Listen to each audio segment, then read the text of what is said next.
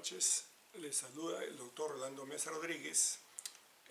Vamos a desarrollar hoy día el tema de la ubicación del Tribunal Constitucional en la Constitución y rápidamente la acción de inconstitucionalidad respecto al curso de Derecho Constitucional Peruano de la Universidad Peruana Los Andes, de la Escuela de Derecho, filial Lima. Bien, cuando hablamos de la ubicación del Tribunal Constitucional en la Constitución de 1993, rápidamente debemos mencionar el articulado o el artículo 201 de nuestra Carta Fundamental que nos habla del Tribunal Constitucional.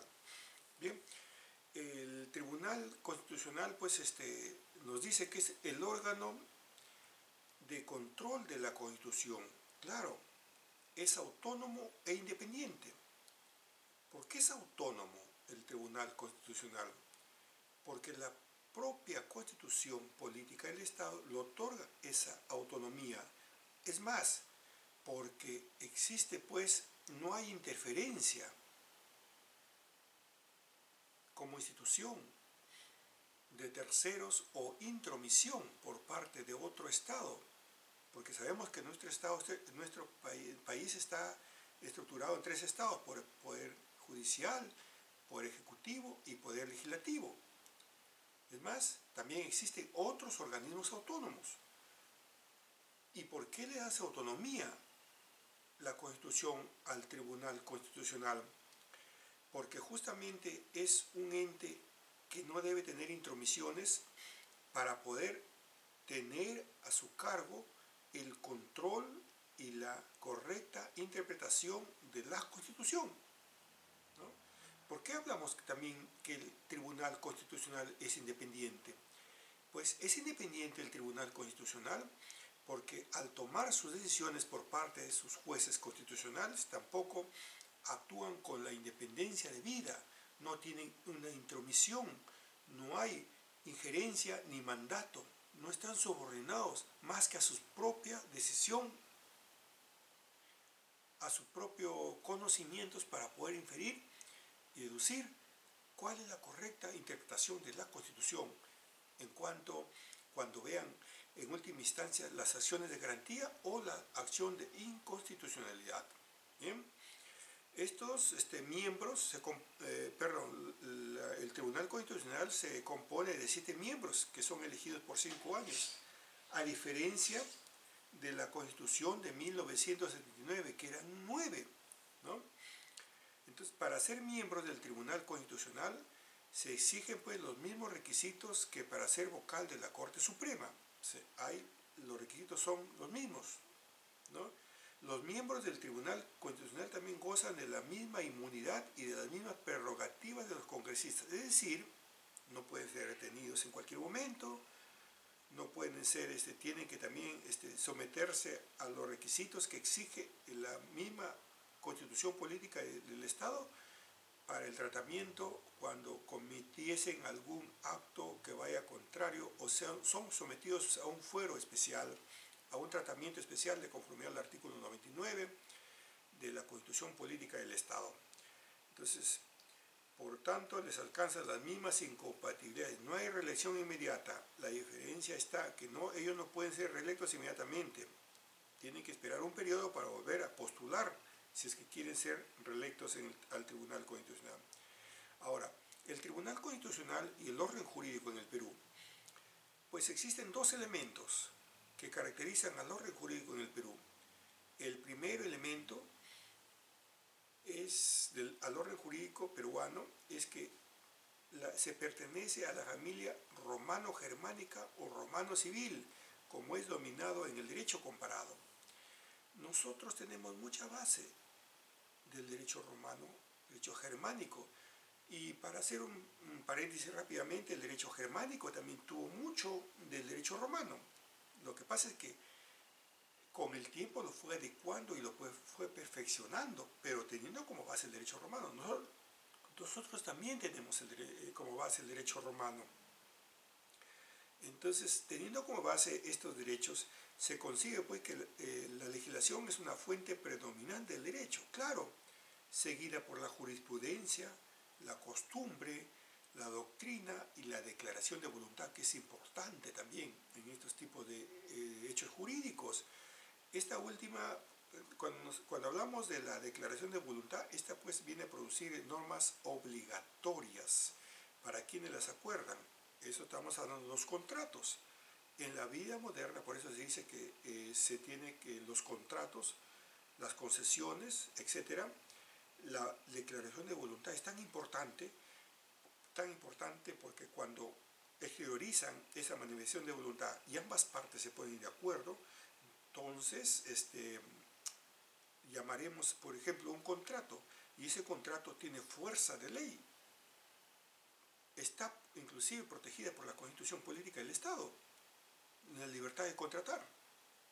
¿Por qué? Porque emergen de la manifestación de la voluntad y al momento que dos partes se ponen de acuerdo, contratan, y eso en realidad se concibe también como, si vamos al pasado, en los romanos también existía ello.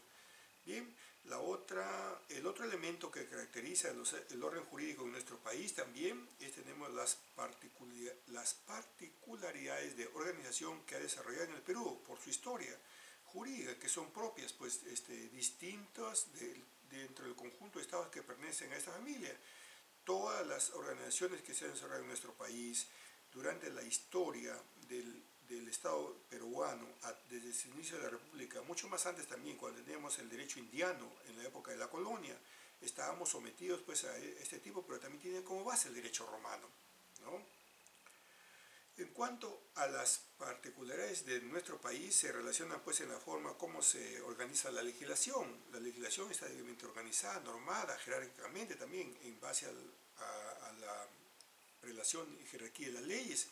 Lo que en gran medida pues, depende cómo se estructuran los órganos del Estado y cuál es la función de la jurisprudencia dentro del sistema jurídico en su conjunto. Claro, el Estado está debidamente estructurado, pero como el Estado está estructurado, también a su vez está debidamente normado.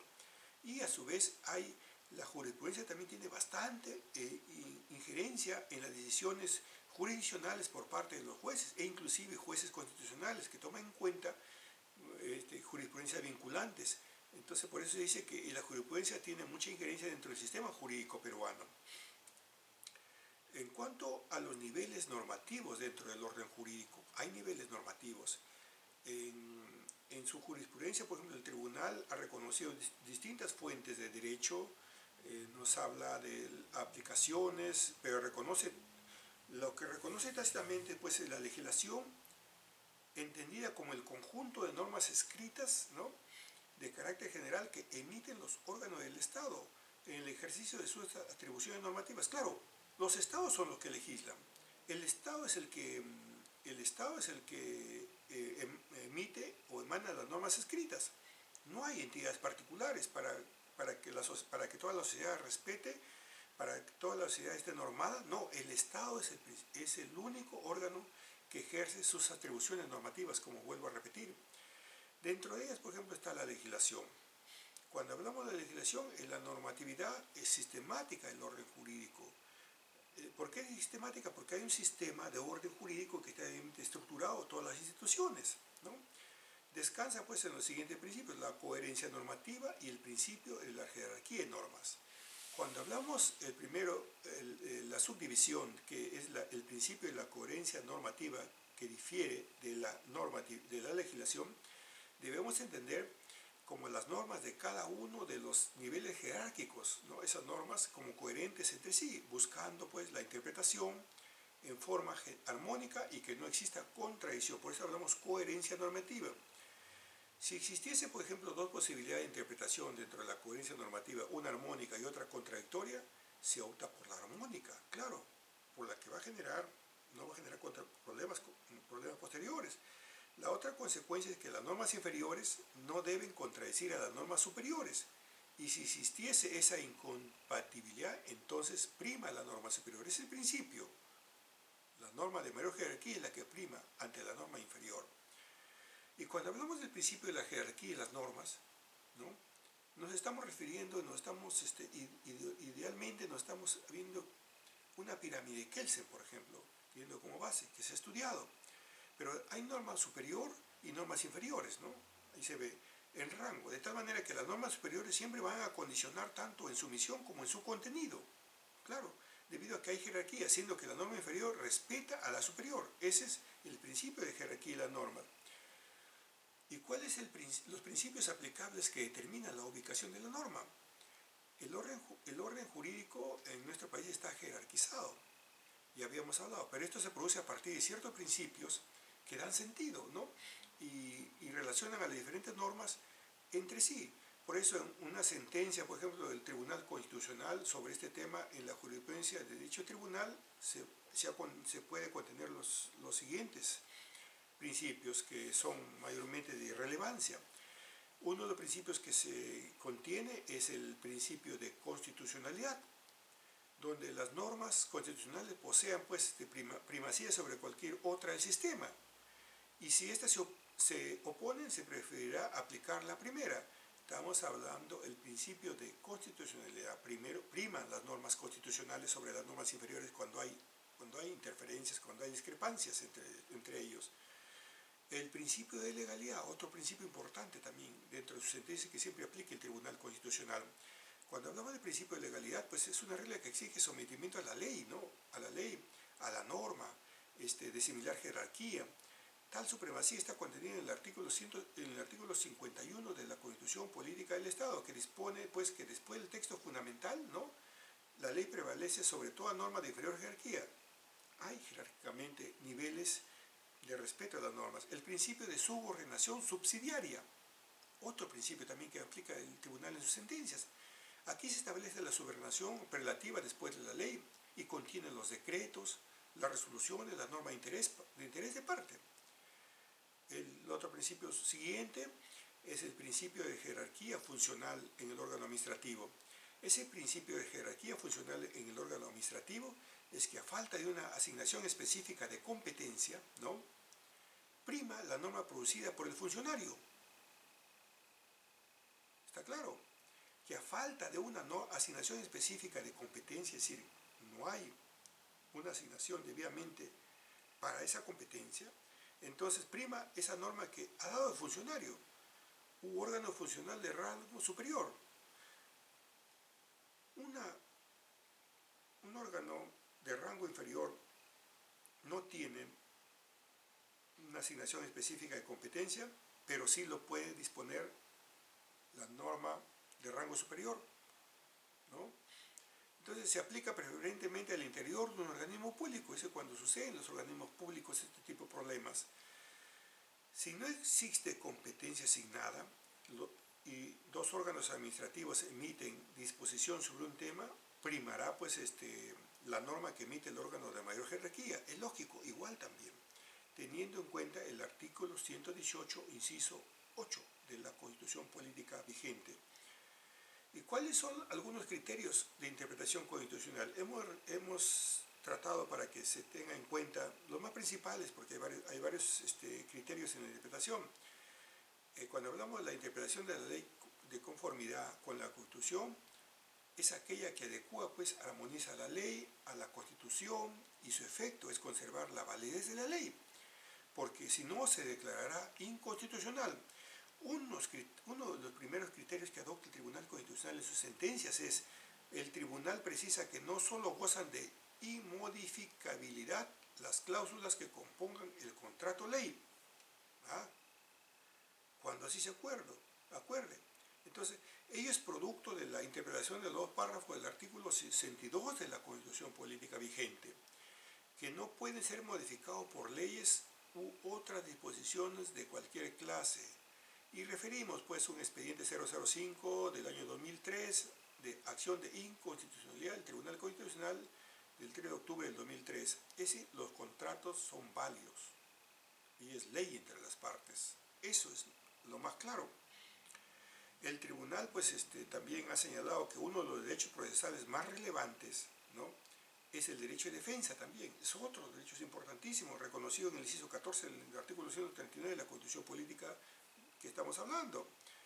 Por virtud de este derecho a la defensa se garantiza pues que las personas en la determinación de sus derechos y obligaciones, cualquiera sea su naturaleza, no queden en estado de indefensión, o sea, no puedan o no queden sin defenderse.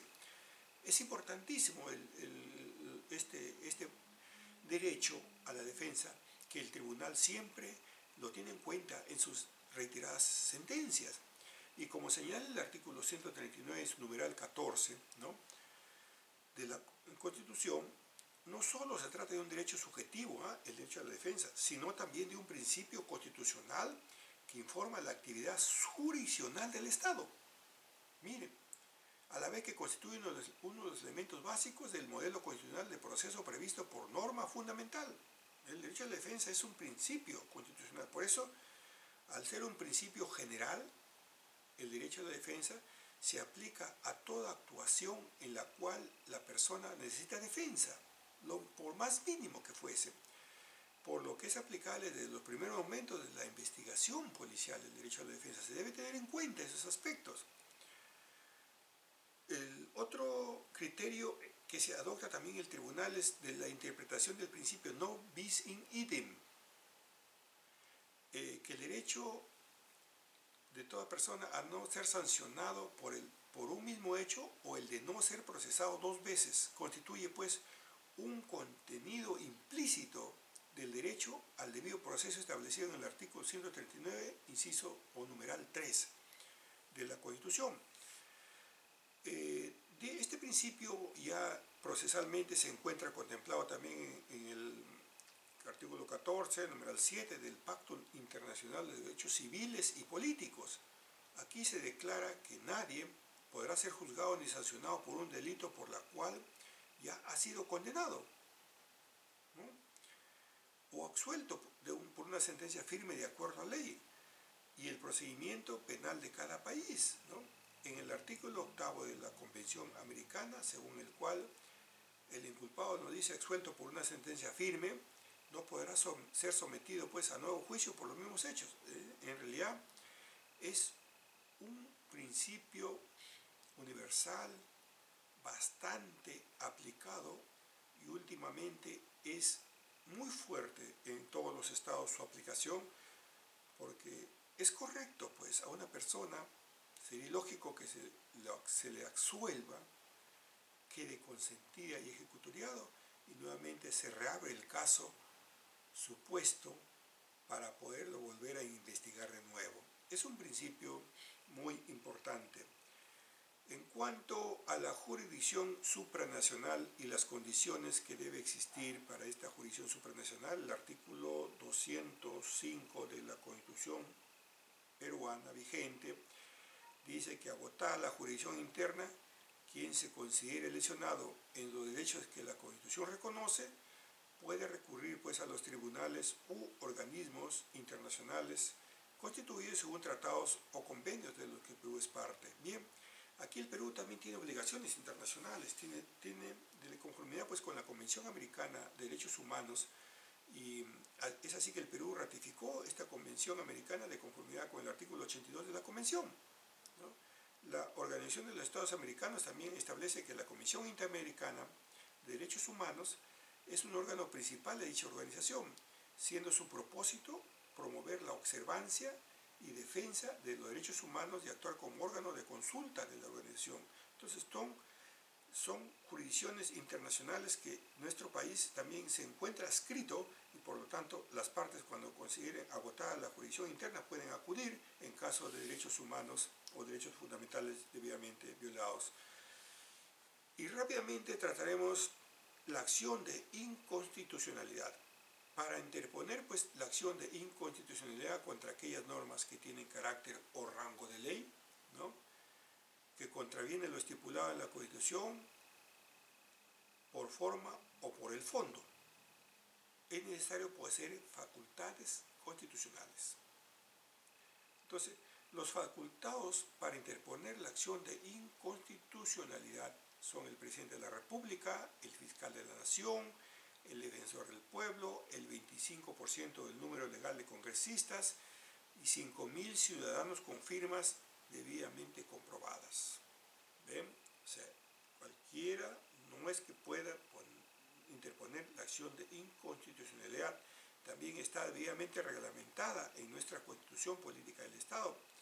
Para interponer dicha acción de inconstitucionalidad, el presidente de la República requiere el voto aprobatorio del Consejo de Ministros y es quien designa a unos subministros, ¿no?, para que presente la demanda y la represente en el proceso. Así es en la acción de inconstitucionalidad. Los ciudadanos referidos en el inciso quinto del artículo 203 de la Constitución deben actuar, pues dice, con patrocinio del letrado y conferir su presentación a uno solo de ellos. Es decir, si son 5.000 ciudadanos los que interponen la acción de inconstitucionalidad, no van a ir los 5.000. Uno de ellos es suficiente para que represente a todo el grupo que ha interpuesto dicha acción. Los gobernadores, con acuerdo del Consejo de Coordinación Regional, estamos hablando, sí pues, o los alcaldes provinciales con acuerdo de su consejo, actúan en el proceso por sí o mediante apoderado y con patrocinio de letrado también.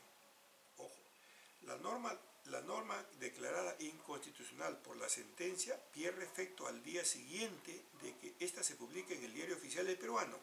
Ojo, si la acción de inconstitucionalidad es declarada fundada, la norma es declarada pues inconstitucional, por tanto, no se aplica a partir de la publicación del diario El Peruano, es decir, al día siguiente de la publicación es inaplicable.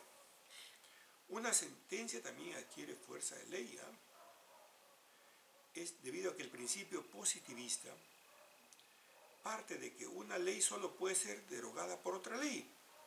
Por eso, una sentencia del Tribunal Constitucional que declara inconstitucional una ley también tiene fuerza de ley porque lo deroga o lo declara inaplicable.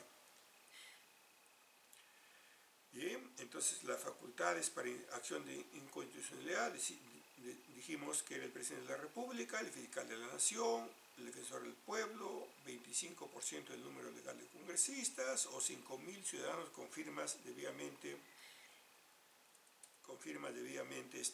comprobadas.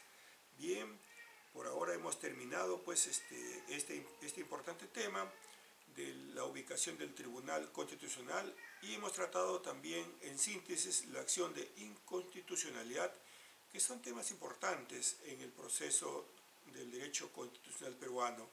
Ya volveremos más adelante con otro tema. Por ahora, muchas gracias y buenas noches.